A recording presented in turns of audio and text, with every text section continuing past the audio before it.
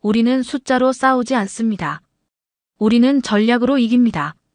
미국 국방부에서 군사 다큐멘터리 시리즈가 큰 주목을 받고 있는데 그중 순간 시청률이 거의 80%가 넘는 한국 관련 영상이 화제가 되고 있습니다.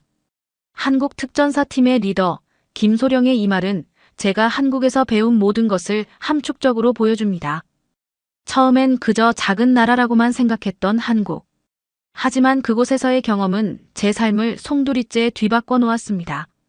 미국 특수부대의 에밀리, 그녀는 누구보다 강한 의지를 가진 군인이었습니다. 어린 시절 부모님의 죽음은 그녀에게 군인의 길을 선택하게 만들었지만 그 결정은 가족과의 갈등을 낳았습니다. 그러던 어느 날 그녀는 뜻밖의 명령을 받습니다. 한국으로 파견되라는 것이었죠. 처음엔 이해할 수 없었습니다. 왜 하필 한국이지? 라는 의문과 불만으로 가득했던 그녀. 하지만 한국에서의 경험은 그녀가 알던 세상을 완전히 뒤바꿔 놓았습니다. 한국이 아니었다면 제 삶은 존재하지 않았을 겁니다. 대체 그녀에게 무슨 일이 있었던 걸까요? 오늘 그녀의 이야기를 들어보시죠. 시청하기 전에 구독과 좋아요 부탁드리겠습니다. 안녕하세요. 저는 에밀리입니다. 미국 특수부대에서 군인으로 일하고 있어요. 제 이야기를 들려드리기 전에 저는 군인이 된 계기를 먼저 말씀드려야 할 것 같네요. 어린 시절, 저는 부모님을 잃었습니다. 두 분 모두 군 임무 중 목숨을 잃으셨죠. 할아버지는 저를 키우시며 끊임없이 말씀하셨습니다. 전쟁은 모든 것을 빼앗아간다. 내 부모님도 우리 가족의 평화도. 할아버지는 군대를 증오하셨고 제가 부모님처럼 군인이 되겠다고 했을 때 큰 반대에 부딪혔습니다. 하지만 저에게 군인의 길은 단순한 직업이 아니었어요. 부모님이 남긴 마지막 약속을 지키는 것이었고 스스로 증명해야 하는 도전이었죠. 특수부대에 들어가 훈련을 받을 때 저는 누구보다 열심히 했습니다. 한계를 넘는 훈련 속에서 제 자신을 찾았고 능력을 인정받아 중요한 임무에도 투입될 만큼 성장했어요. 그런데 몇 달 전, 제게 전혀 예상하지 못했던 명령이 떨어졌습니다. 한국으로 파견되라는 지시였죠. 사실 저는 한국에 대해 아는 것이 거의 없었습니다. 어릴 적 책이나 뉴스에서 접했던 한국전쟁과 작은 나라라는 이미지뿐이었어요. 그래서인지 처음엔 크게 기대하지 않았습니다. 오히려 왜 하필 한국이지? 라는 생각만 들었죠. 그런 저에게 한국은 그저 낯선 나라에 불과했습니다. 하지만 그곳에서 저를 기다리고 있었던 것은 놀라움 그 자체였습니다. 첫날 한국에 도착했을 때 저는 그동안의 편견이 송두리째 흔들리는 것을 느꼈습니다. 화려한 도시 풍경, 조직적이고 활기찬 사람들, 그리고 제가 만나게 될 한국 특전사팀은 제가 알던 세상과는 완전히 달랐죠. 한국 특전사팀과의 첫 만남은 제게 충격을 주었습니다. 그들은 단순히 강한 군인이 아니었어요. 그들의 기술력, 팀워크, 그리고 무엇보다도 단단한 정신력은 제가 속한 미국 특수부대와도 다르게 독창적이고 체계적이었습니다. 그리고 그 중심에는 김소령이라는 리더가 있었습니다. 그는 처음부터 제게 깊은 인상을 남겼습니다. 말수가 적고 과묵했지만 묵직한 카리스마와 따뜻한 배려가 느껴졌죠. 한국의 군대가 이렇게 강하다니. 제 스스로도 믿기 힘들었습니다. 하지만 그들과 함께 훈련을 진행하며 저는 제가 한국에 대해 얼마나 무지했는지, 그리고 이곳에서 어떤 특별한 경험을 하게 될지 깨닫게 되었습니다. 그 이야기는 이제 막 시작입니다. 한국 특전사와의 첫 훈련은 제가 생각했던 것보다 훨씬 더 어려운 경험이었습니다. 저는 미국 특수부대에서 다양한 훈련을 경험했고 그 안에서 능력을 인정받아왔기에 어느 정도 자신감이 있었어요. 하지만 한국 특전사 팀과의 협력은 전혀 다른 차원의 도전이었습니다. 첫 훈련은 극한의 체력을 요구하는 산악작전 훈련이었습니다. 한국 특전사 팀원들은 이미 지형에 익숙한 듯 능숙하게 움직였고 제가 조금만 뒤처져도 기다리지 않고 빠르게 앞으로 나아갔습니다. 처음엔 이건 협력이 아니라 경쟁 같은데? 라는 생각이 들었죠. 그들의 방식은 제게 낯설고 심지어 까다롭게 느껴졌습니다. 훈련이 진행될수록 저는 그들이 단순히 속도와 체력을 중시하는 것이 아님을 알게 되었습니다. 그들은 단 한순간도 팀원 간의 신뢰를 놓치지 않았습니다. 서로를 눈빛만으로 이해하며 조화를 이루는 모습은 미국 특수부대에서도 보기 드문 일이었어요. 저는 그들의 훈련 방식과 팀워크에 적응하지 못해 몇 번이고 실수를 저질렀습니다. 가장 기억에 남는 순간은 제가 지형을 잘못 판단해 팀의 위치를 어긋나게 했던 일이었습니다. 제 실수로 팀 전체가 목표 지점에 늦게 도착했고 처음으로 김소령에게 지적을 받았죠. 그는 단호했지만 비난이 아닌 조언으로 저를 깨우쳐 주었습니다. 에밀리, 당신은 뛰어난 군인이지만 여긴 한국 특전사 팀입니다. 우리는 개인의 실력보다 팀의 조화를 중시합니다. 그 말은 제게 새로운 깨달음을 주었죠.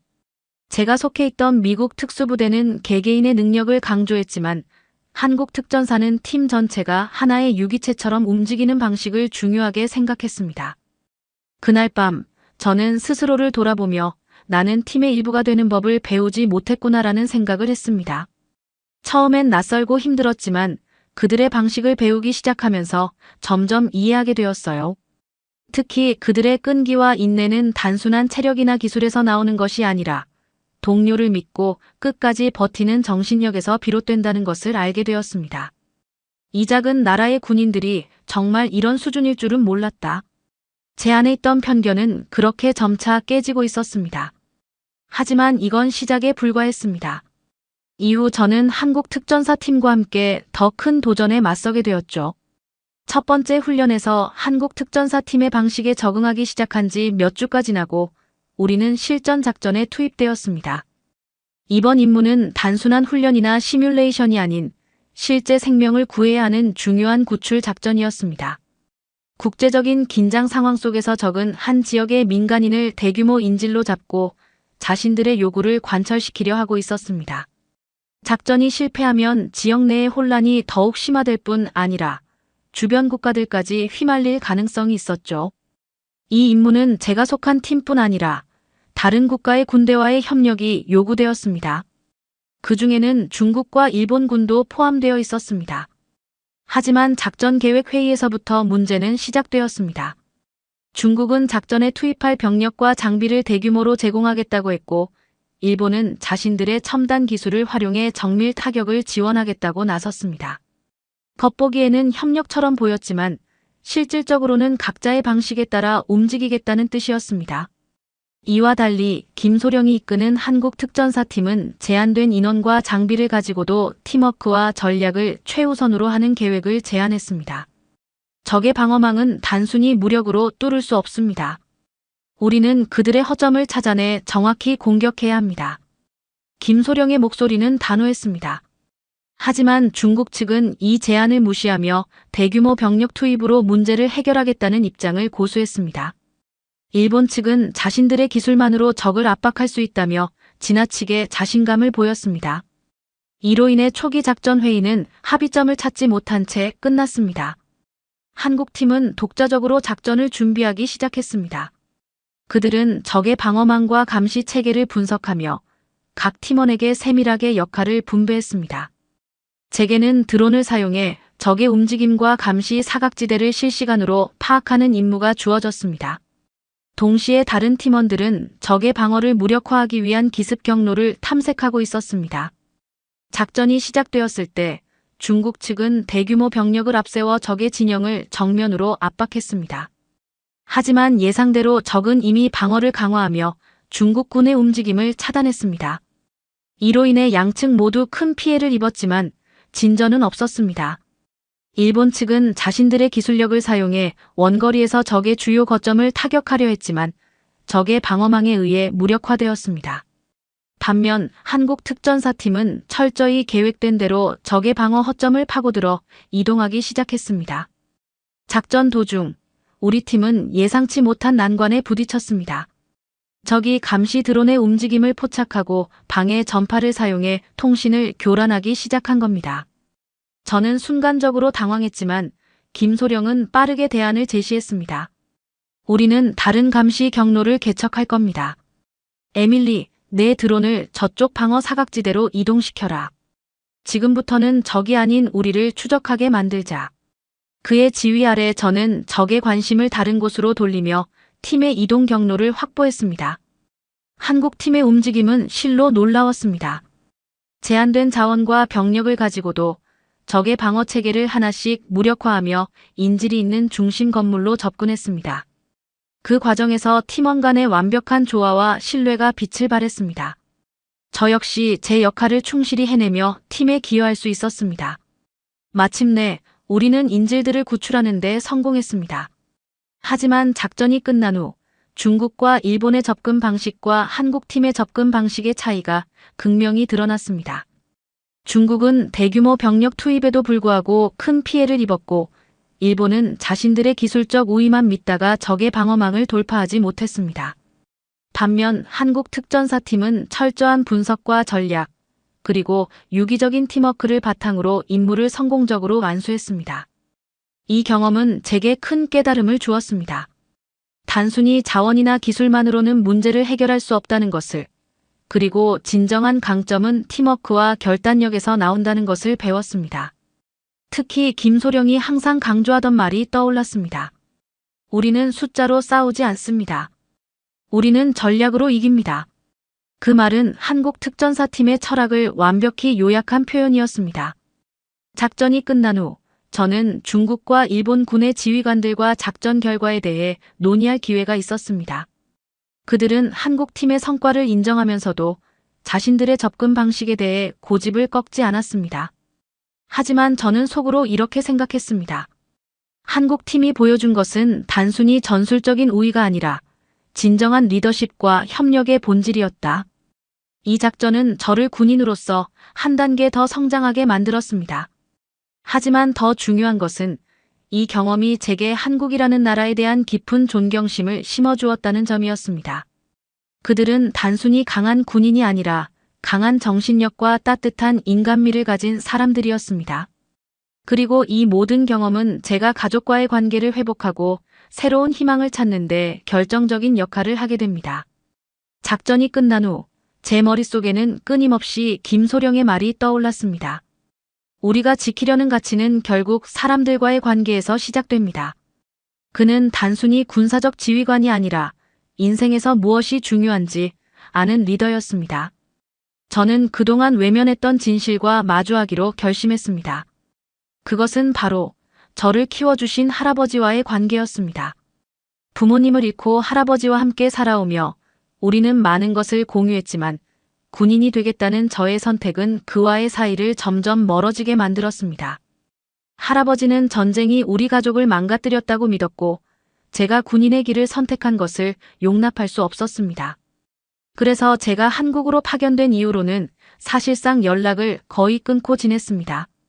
하지만 한국에서의 경험은 제게 가족과의 관계를 다시 돌아보게 만들었습니다. 저는 어렵게 전화기를 들었습니다. 할아버지의 목소리를 듣는 순간 긴장감이 밀려왔습니다. 아직도 거기 있냐? 너도 전쟁터에서 죽고 싶냐? 그의 첫 마디는 여전히 냉담했지만 저는 포기하지 않고 조심스럽게 한국에서 겪은 일들을 이야기하기 시작했습니다. 한국 특전사 팀과 함께하면서 배운 팀워크, 리더십, 그리고 희생의 가치를 설명하며 이 모든 경험이 저를 어떻게 변화시켰는지 전했습니다. 처음에는 그가 듣는 둥 마는 둥 하는 듯 했지만 시간이 지날수록 그의 목소리가 달라졌습니다. 특히 제가 한국 특전사팀의 리더 김소령의 말과 행동을 통해 깨달은 점들을 이야기하자 그는 잠시 침묵하다가 이렇게 말했습니다. 너도 많이 변했구나. 하지만 난 아직 내가 왜 그런 길을 택했는지 이해가 안 된다. 그의 목소리에는 여전히 의문과 고집이 섞여 있었지만 저는 그가 제 이야기를 처음으로 진지하게 받아들이고 있다는 것을 느꼈습니다. 그런데 그날 통화에서 알게 된 것은 할아버지의 건강 상태가 예상보다 더 심각하다는 사실이었습니다. 그는 몇 년째간 질환을 앓고 있었고 상태가 점점 악화되고 있었습니다. 미국에서의 치료는 큰 효과를 보지 못했고 그는 이를 운명처럼 받아들이며 더 이상 치료를 받으려 하지 않았습니다. 하지만 저는 포기할 수 없었습니다. 한국에서 경험한 의료기술과 시스템은 저에게 새로운 가능성을 보여주었고 저는 할아버지를 한국으로 모셔와 치료를 받게 하고 싶었습니다. 문제는 할아버지를 설득하는 것이었습니다. 그는 미국에서 해결 못한 걸 다른 나라에서 해결할 수 있을 리 없다는 말을 반복하며 저의 제안을 완강히 거부했습니다. 하지만 저는 한국에서 본 의료진의 헌신과 첨단 기술에 대해 설명하며 끈질기게 설득했습니다. 할아버지를 설득하는 과정에서 가장 큰 도움을 준 사람은 김소령과 그의 팀이었습니다. 김소령은 제 개인적인 문제임에도 불구하고 진심으로 도와주겠다고 나섰습니다. 그는 할아버지에게 직접 편지를 써 자신도 전쟁의 상처를 간직하고 있지만 한국의 기술과 인간적인 가치를 통해 많은 것을 치유할 수 있었다고 말했습니다. 팀원 중 한 명은 자신의 가족이 비슷한 질환으로 치료를 받았던 경험을 할아버지에게 들려주며 신뢰를 심어주었습니다. 마침내 할아버지는 제 진심과 팀원들의 설득에 마음을 열었습니다. 그는 처음으로 제 이야기를 인정하며 한국으로의 치료 여행에 동의했습니다. 그를 한국으로 모셔오는 길은 쉽지 않았지만 저는 그 과정에서 김소령과 팀원들이 보여준 따뜻한 배려와 세심한 준비에 깊은 감동을 받았습니다. 한국에 도착한 후 할아버지는 처음엔 모든 것이 낯설다며 불평을 했습니다. 하지만 곧 한국 의료진의 세심한 돌봄과 인간적인 배려에 마음을 열기 시작했습니다. 의료진은 단순히 환자로 대하지 않고 그를 가족처럼 대했습니다. 이 모습은 그에게 큰 위로가 되었고 그는 조금씩 한국이라는 나라에 대해 긍정적인 태도를 보이기 시작했습니다. 특히 치료 과정 중 한국의 첨단 기술이 빛을 발했습니다. 맞춤형 진단과 치료 계획, 최신 기술을 활용한 치료법은 미국에서는 볼 수 없었던 수준이었고 할아버지의 상태는 놀라울 정도로 빠르게 호전되었습니다. 그는 이 모든 과정에서 처음으로 미소를 보이며 이렇게 말했습니다. 이 나라 사람들은 참 따뜻하구나. 내가 여기서 새로운 삶을 얻은 것 같아. 그 후 할아버지는 건강을 회복하며 새로운 목표를 찾기 시작했습니다. 그는 미국으로 돌아가 자신이 운영하던 작은 공장을 현대화하기로 결심했습니다. 한국에서 경험한 첨단 기술과 인간 중심의 시스템을 공장 운영에 도입하며 젊은 기술자들을 양성하는 데 힘썼습니다. 그가 변화하는 모습을 보며 저는 한국에서의 경험이 단순히 재산뿐만 아니라 가족 전체의 변화를 가져왔음을 실감했습니다. 저 역시 한국에서 배운 정신력과 팀워크를 바탕으로 미국 특수부대에서 새로운 역할을 맡게 되었습니다. 더 이상 저는 혼자가 아니었습니다. 동료를 믿고 협력하며 진정한 팀워크를 이루는 방법을 배웠기 때문입니다.